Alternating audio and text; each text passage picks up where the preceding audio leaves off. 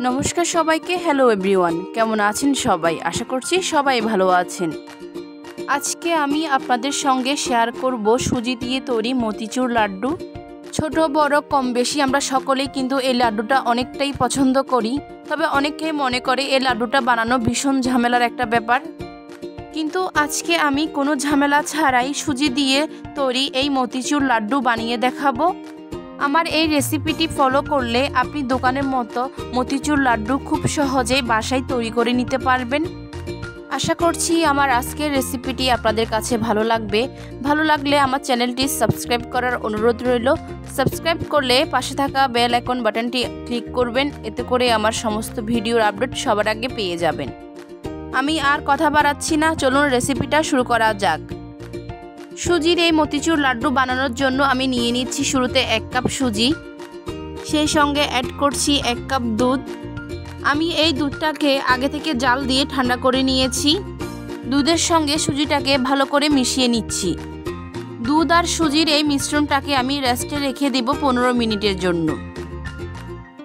ফিরে এলাম 15 মিনিট পর। এবারে ঢাকনাটাকে আমি তুলে নিচ্ছি। এখন এখানে অ্যাড করছি 1 চামচ সুগার পাউডার। আমি কিছু পরিমাণ চিনি ব্লেন্ডারে ব্লেন্ড করে গুঁড়া করে নিয়েছিলাম। আপনারা যদি এখানে গুঁড়া চিনির পরিবর্তে গোটা চিনি দিতে চান, তাহলে যে সময় দুধটা দিয়ে সুজিটাকে ভেজানো হয়েছিল তখন দিয়ে দিবেন, তাহলে চিনিটা এর সাথে মিশে যাবে। এই তো এদিকে আমি গুঁড়া চিনির সাথে সুজিটাকে ভালো করে মিশিয়ে নিয়েছি। এবার এটা রেডি। এবার এই সুজির মিশ্রণটা দিয়ে ছোট ছোট করে কয়েকটা পাকোড়া ভেজে নেব। চুলায় প্যান বসিয়ে তেল গরম করতে দিয়ে দিলাম। এখন সুজির এই মিশ্রণটাকে আমি ছোট ছোট করে তেলে দিয়ে দিচ্ছি। চুলার আঁচটাকে মিডিয়ামে রেখে আমি এগুলোকে ফ্রাই করে নিব। এগুলোকে খুব বেশি লাল করব না, মোটামুটি ঠিক এরকম একটা কালার হওয়ার সাথে সাথে আমি এগুলোকে তুলে নিব। সুজির মিশ্রণের সবটুকু ভাজা হয়ে গেছে, দেখুন কালারটা ঠিক এমনই আসছে। এবার এগুলোকে আমি ছোট ছোট টুকরো করে নেব। দেখুন সুজির এই মিশ্রণের পাকোড়াগুলোকে আমি এভাবে ছোট ছোট টুকরো করে নিয়েছি। এবার এগুলোকে আমি ব্লেন্ডারে ব্লেন্ড করে গুঁড়ো করে নেব। এই তো আমার গুঁড়া করা হয়ে গেছে, এই যে দেখুন। এখন চুলায় আবারও একটা প্যান বসিয়ে দিয়ে দিচ্ছি 1 কাপ চিনি, সেই সঙ্গে অ্যাড করব 1 কাপ জল। কেননা বলে রাখি, আপনি সুজি যে পরিমাণ নেবেন সবগুলো সেই পরিমাণে নেবেন। এর মানে সুজি যদি আপনি 2 কাপ নেন, তাহলে আপনার দুধের পরিমাণটাও লাগবে 2 কাপ, চিনিও লাগবে 2 কাপ, আর পানিও লাগবে 2 কাপ। তো আমি যেহেতু 1 কাপ নিয়েছি, তো আমার পানির পরিমাণটাও আমি 1 কাপ দিয়েছি, আমি চিনিও 1 কাপ করে নিয়েছি। দেখুন চিনিটা গলে গিয়েছে। এবার এখানে আমি অ্যাড করছি ইয়েলো ফুড কালার। আপনি চাইলে এখানে অরেঞ্জ ফুড কালারটাও ইউজ করতে পারেন, আবার না করলেও সমস্যা নাই। ফুড কালারটা দেওয়া হয় মূলত দেখার সৌন্দর্যের জন্য। এখন অ্যাড করব 5-6টা এলাচ। আমি এখানে 5-6টা এলাচকে এভাবে থেতো করে নিয়েছি। এবার এগুলোকে অ্যাড করে দিলাম।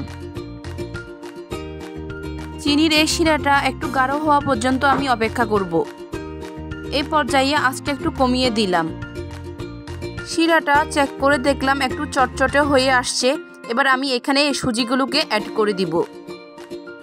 শিরার সঙ্গে সুজিকে ভালো করে মিশিয়ে আমি গ্যাসটা অফ করে দিব। আচ্ছা, এখানে অ্যাড করে দিলাম কিছু চীনা বাদাম কুচি। আপনি চাইলে এখানে যে কোনো বাদাম দিতে পারেন, তবে কাজু বাদাম বা পেস্তা বাদাম হলে একটু বেশি ভালো হয়। এবারে আবারও ভালো করে মিশিয়ে আমি এগুলোকে ঢাকনা দিয়ে ঢেকে রেখে দিব কিছুক্ষণের জন্য।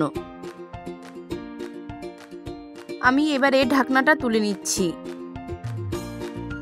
এটা আগের থেকে অনেকটা ঠান্ডা হয়ে আসছে, তবে পুরোপুরি ঠান্ডা না, মোটামুটি হালকা গরম থাকা অবস্থায় কিন্তু লাড্ডুগুলো বানিয়ে নিতে হবে। এই তো আমি এখান থেকে কিছু পরিমাণ সুজির মিশ্রণ হাতে নিচ্ছি, আর ঠিক এভাবে লাড্ডুগুলোকে বানিয়ে নিব।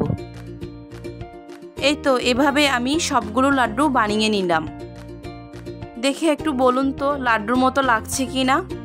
আপনি চাইলে লাড্ডুগুলোকে এভাবেও পরিবেশন করে নিতে পারেন, তবে খেয়াল করে দেখবেন দোকানের লাড্ডুগুলোর মধ্যে এর বডিতে কিছু শুকনো নারকেলের গুঁড়া থাকে। তো আমার কাছে শুকনো নারকেলের গুঁড়া ছিল না, যার কারণে আমি এভাবে মিল্ক পাউডার দিয়ে ঠিক এভাবে লাড্ডুগুলোর উপরে বডিতে আমি লাগিয়ে নিচ্ছি। এভাবে বাকি লাড্ডুগুলোর মধ্যে লাগিয়ে নিয়েছি। তো আমার সবগুলো লাড্ডু হয়ে গেছে। আশা করছি আমার আজকের লাড্ডুর এই রেসিপিটি আপনার ভালো লেগেছে। ভালো লেগে থাকলে আমার চ্যানেলটি সাবস্ক্রাইব করবেন। ভালো থাকবেন, সুস্থ থাকবেন, টাটা।